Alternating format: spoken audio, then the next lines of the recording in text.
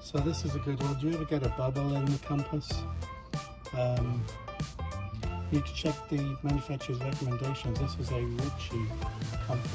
It actually sits on top of the helm console here.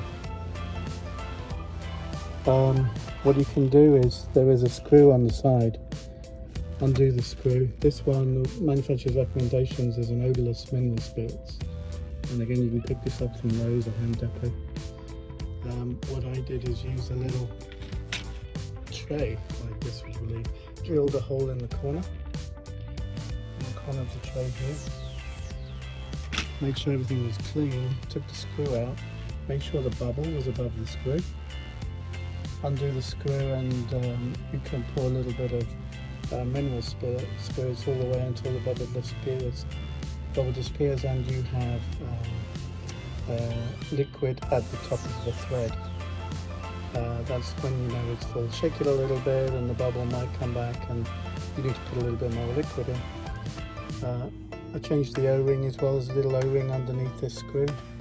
Put another O-ring in there so it seals. Did the screw back up, and here we have a bubble-less compass. Better.